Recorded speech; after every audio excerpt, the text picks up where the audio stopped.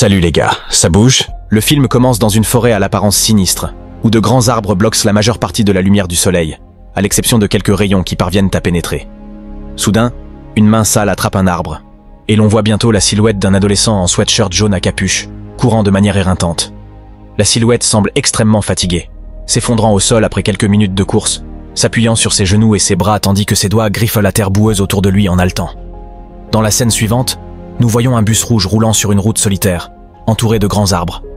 À l'intérieur du bus, Nolan, un adolescent portant un sweatshirt gris à capuche relevée, écoute de la musique avec des écouteurs, regardant par la fenêtre. À mesure que le bus avance, nous remarquons une adolescente assise sur un siège adjacent, dessinant dans un carnet. Nolan la regarde et lui sourit timidement, nourrissant clairement un béguin. La voix à la radio annonce une éclipse lunaire qui surviendra bientôt, et le conducteur baisse le volume de la radio avant de se tourner vers les adolescents, leur demandant s'ils vont l'observer. Carl, l'un des garçons, déclare qu'il a déjà vu quelque chose à ce sujet sur YouTube, et Queenie, la fille assise à côté de lui, dit qu'elle la regardera avec son père. Les deux commencent à se disputer un instant avant de se calmer. Après une minute de silence, Reggie, un adolescent avec un piercing au nez, assis seul à l'arrière, écrase une canette vide et la lance sur Nolan, assis à l'avant, le frappant à la tête. Lorsque Nolan se retourne, Reggie lui fait un doigt d'honneur et Nolan riposte avant de se retourner à nouveau pour voir Bess, son béguin, lui sourire. Les garçons plaisantent pendant une minute, et après que l'agitation se soit apaisée, Joe demande à Bess si elle va regarder l'éclipse lunaire. Lorsqu'elle répond avec incertitude, Carl rit et pousse Queenie à côté de lui en taquinant Nolan et Bess. Queenie, agacée, se lève brusquement pour aller s'asseoir à l'avant, loin des deux garçons. La voix à la radio continue de parler de l'éclipse lunaire et explique qu'elle sera l'une des plus longues et des plus fascinantes. Tandis que Reggie se moque de Joe pour sa conduite lente, le bus continue d'avancer et emprunte bientôt une route sombre bordée de grands arbres bloquant la lumière du soleil. Au milieu de la route, un arbre est tombé, mais au lieu de faire demi-tour, Joe met le bus en marche arrière et prend un petit chemin, un raccourci caché parmi les arbres. Le bus poursuit sa route et débouche bientôt sur une route ouverte mais désolée, sans arbre ni vie, avec un épais brouillard suspendu au-dessus. Les adolescents regardent par la fenêtre, effrayés et en colère, car le brouillard obscurcit leur vue. Alors que le bus avance lentement, ils atteignent une petite route bordée d'arbres encore plus denses qu'avant, et sont de nouveau contraints de s'arrêter, cette fois à cause d'un cerf mort au milieu de la route. Joe descend du bus, avertissant les passagers de rester à l'intérieur, et commence à traîner l'animal pour dégager le passage. Les amis envisagent de l'aider avant de décider que cela n'en vaut pas la peine. Joe traîne l'animal jusqu'aux arbres au bord de la route et se redresse pour essuyer ses paumes avant qu'un détail ne le fasse s'arrêter. Les adolescents se taquinent et plaisantent dans le bus pendant qu'ils attendent le retour de Joe. Carl commence à raconter une histoire drôle à ses amis, mais il est rapidement interrompu par Joe, revenant avec une arme pointée sur sa tempe. Les rires cessent brutalement, et tous les adolescents affichent la même expression de terreur et de confusion, en voyant un homme au visage usé entrer juste après le conducteur. Il les salue d'un ton menaçant, l'arme toujours pointée sur la tempe de Joe, et ordonne à tout le monde de s'asseoir. Joe leur demande de rester calme, leur assurant que l'homme ne leur fera pas de mal. L'homme armé ne semble pas impressionné par cette déclaration et pousse Joe en lui ordonnant de s'asseoir et de conduire sans dire un mot, donnant également cet ordre aux adolescents. Et tous s'assoient en silence, sauf Reggie qui maintient obstinément sa posture pendant un moment avant de retourner à son siège à l'arrière du bus. L'homme armé se tourne ensuite vers Joe, assis au volant, et lui ordonne de démarrer alors que les portes se referment. Carl se souvient soudain de quelque chose en regardant le maniaque devant lui. La scène bascule quelques jours plus tôt, alors que Carl déjeunait avec son père, Chris. Il racontait à l'homme plus âgé une histoire sur la façon dont il avait aidé à sauver une fille des intimidateurs à l'école. Et l'on peut voir que son père ne croit pas vraiment à l'histoire, mais le laisse la raconter quand même. Alors que Carl raconte à son père comment il a vaincu des intimidateurs, il renverse du ketchup sur la tablette de ce dernier. En nettoyant, Chris découvre un article montrant la photo d'un criminel dangereux évadé de prison, un tueur en série connu pour sa violence envers les adolescents. Il explique à Carl que cet homme est particulièrement dangereux et se moque gentiment de lui en affirmant qu'il saurait sûrement s'en sortir comme avec les intimidateurs. De retour au présent, dans le bus, Carl reconnaît avec horreur que l'homme armé qui les a arrêtés, Pedro, est le criminel évadé. La situation devient plus tendue au fur et à mesure que le jour décline. Pedro oblige tous les adolescents à jeter leur téléphone par la fenêtre afin de les isoler totalement du monde extérieur. Malgré une tentative de résistance de Reggie, Pedro impose son autorité par la menace, en pointant son arme sur lui. Alors que le bus poursuit sa route, il pénètre dans une zone militaire abandonnée, isolée et inquiétante. Nolan, Bess et Carl échangent discrètement des regards pour tenter de désarmer Pedro, mais la peur les paralyse. Pedro, méfiant, tente d'établir un dialogue en forçant Nolan à lui révéler son prénom, ce qui lui permet de dominer encore plus psychologiquement le groupe. Soudain, le moteur du bus tombe en panne alors qu'il s'engage dans un tunnel sombre et isolé. Pedro devient furieux, braque Joe et le force à réparer le bus sous la menace d'une arme. Lorsqu'il constate que Joe ne parvient pas à redémarrer le moteur, Pedro prend Queenie en otage, augmentant la pression sur le conducteur. Joe est contraint de sortir du bus pour tenter une réparation, suivi de Pedro et de Queenie. À l'intérieur, les adolescents observent la scène avec angoisse. Carl panique et envisage que Pedro les tue tous, Mais malgré les suggestions de Bess de tenter quelque chose, ils sont paralysés par la peur. Alors que Joe cherche la panne sous le bus, une coupure générale de courant plonge tout le tunnel dans l'obscurité. Seules les lumières internes du bus restent allumées, ajoutant à la tension et à la terreur ambiante. Pedro, nerveux, braque son arme sur Joe pour l'obliger à aller vérifier l'origine d'un bruit étrange provenant de l'obscurité. Pedro pousse Joe à marcher seul vers le noir profond du tunnel, seulement équipé d'une lampe de poche, tandis que les adolescents, impuissants, assistent à la scène, craignant pour leur vie. Après avoir forcé Joe à marcher seul dans l'obscurité, Pedro repousse Queenie dans le bus tandis que les adolescents observent Joe à travers la vitre. Joe s'avance lentement vers la source du bruit quand soudain, un grondement sourd résonne et une énorme silhouette encapuchonnée apparaît. Paniqué, Joe tente de reculer, mais la créature l'attrape brutalement par la poitrine, déclenchant une vague d'hystérie parmi les adolescents dans le bus. Pedro tente désespérément de rétablir l'ordre, hurlant aux jeunes de se taire. Il réalise alors que la clé du bus a disparu du contact.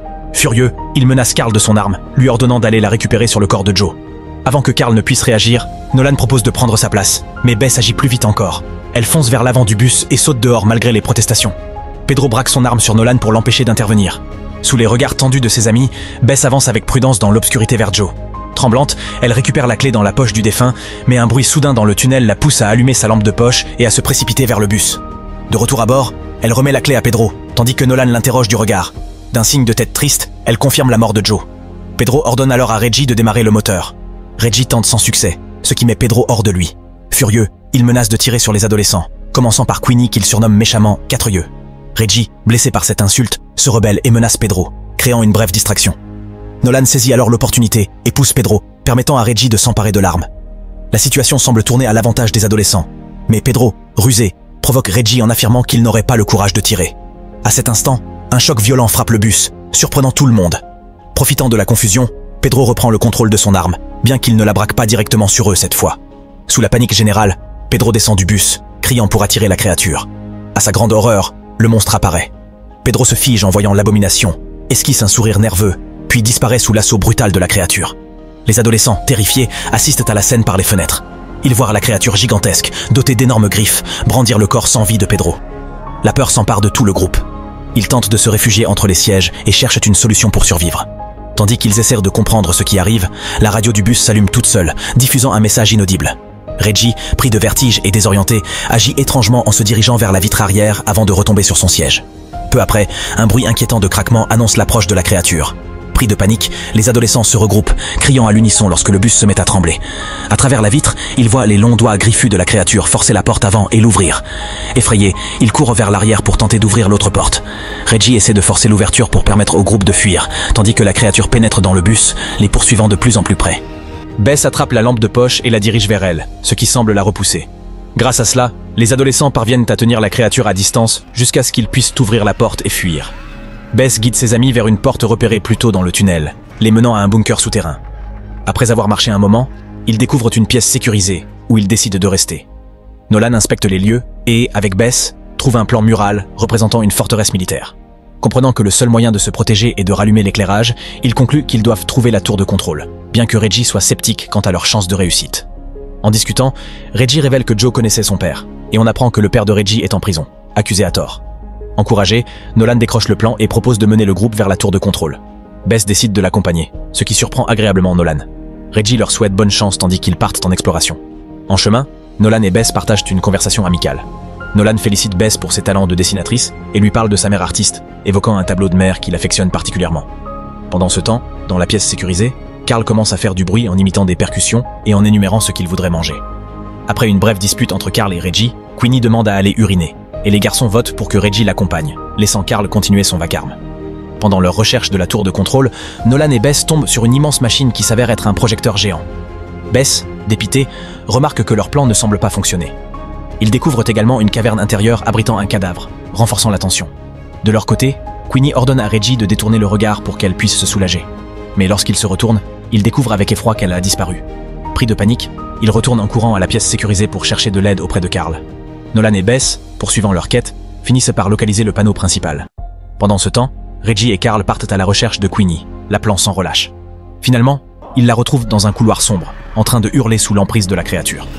Reggie se précipite courageusement pour la sauver, brandissant une torche enflammée afin de faire reculer le monstre, tandis que Carl en profite pour emmener Queenie en lieu sûr. La créature parvient toutefois à éteindre la torche de Reggie en la faisant tomber dans une flaque d'eau. Alors que Nolan lutte pour actionner l'interrupteur, Bess intervient et, ensemble, ils réussissent enfin à rallumer les lumières du bunker. La créature, aveuglée par la lumière, pousse un hurlement de douleur et s'éloigne de Reggie, leur laissant un court moment de répit. Revenus dans la salle de contrôle, Nolan et Bess découvrent un escalier descendant qui mène à une grotte remplie de journaux, de photos et de carnets révélant qu'un individu était obsédé par la créature. Nolan y trouve aussi un Polaroid représentant une petite fille, lui permettant de commencer à assembler les pièces du passé tragique liées au monstre. Alors qu'ils retournent auprès de leurs amis pour leur transmettre leur découverte, ils sont interrompus par une silhouette approchant. Après un moment de tension, ils reconnaissent avec soulagement Reggie, Carl et Queenie. Ils constatent rapidement que Queenie est blessée. Bess examine la jeune fille et découvre une profonde entaille sanglante, témoignant de la violence de la créature. Reggie, rongé par la culpabilité d'avoir laissé Queenie seule, s'en veut et tente de convaincre les autres de quitter les lieux. Cependant, Bess insiste sur le fait qu'ils doivent rester. Ensemble, le groupe se dirige vers la tour de contrôle où ils découvrent le corps d'un homme usé nommé Julius. Nolan les conduit dans une salle souterraine et leur explique l'histoire de Julius.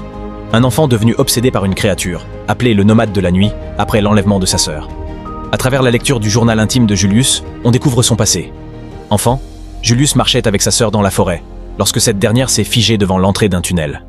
Sans pouvoir la sauver, Julius a assisté, impuissant, à son enlèvement par le monstre. Devenu adulte, Julius n'a jamais pu oublier cette tragédie.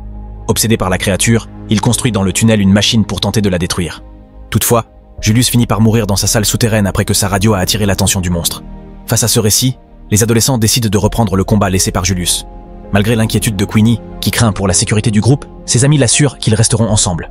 Unis, ils testent le matériel ancien, élaborent des stratégies et réparent la machine à lumière pour piéger la créature. Ils mettent leur plan en action en attirant le nomade de la nuit dans une pièce en y déposant des vêtements ensanglantés appartenant à Queenie. Alors que le plan semble fonctionner, Bess peine à actionner l'interrupteur principal et la situation dégénère. La lumière ne s'allume pas et Reggie n'arrive pas non plus à déclencher le piège. Nolan manque de se faire attraper par la créature, mais Bess parvient à le sauver en créant une diversion. Le monstre traque alors Bess et Queenie, cachés derrière une porte, mais un bruit éloigné détourne son attention. Profitant de cette distraction, ils réussissent à attirer la créature près d'une autre source lumineuse. Lorsque la créature se saisit des vêtements piégés, la lumière est enfin activée, l'aveuglant temporairement. Carl, faisant preuve de courage, attaque la créature, ce qui donne à Bess et Queenie le temps de s'échapper du tunnel. Les filles atteignent la sortie et voient la créature hurler dans l'ombre, incapable de quitter l'obscurité. Peu après, les garçons arrivent en courant, torches allumées en main. Ensemble, ils parviennent à coincer la créature et à y mettre le feu, la regardant brûler jusqu'à sa mort, soulagés d'en finir enfin. Dans la dernière scène, Nolan conclut l'histoire par une narration. La réponse à la devinette posée par Joe dans le bus était « le courage ». Il explique que cette épreuve leur a appris à avoir du courage, une leçon précieuse qu'ils garderont à jamais, même si personne d'autre ne la connaît. En épilogue, des policiers viennent inspecter le tunnel. L'un d'eux s'aventure dans les pièces souterraines, mais un cri terrifiant résonne soudainement. Sa lampe torche s'éteint, ses yeux s'écarquillèrent de terreur, et ses hurlements envahissent le tunnel, laissant entendre que le cauchemar n'est peut-être pas totalement terminé. N'oubliez pas de vous abonner et d'activer les notifications pour voir plus de vidéos comme celle-ci. Merci d'avoir regardé.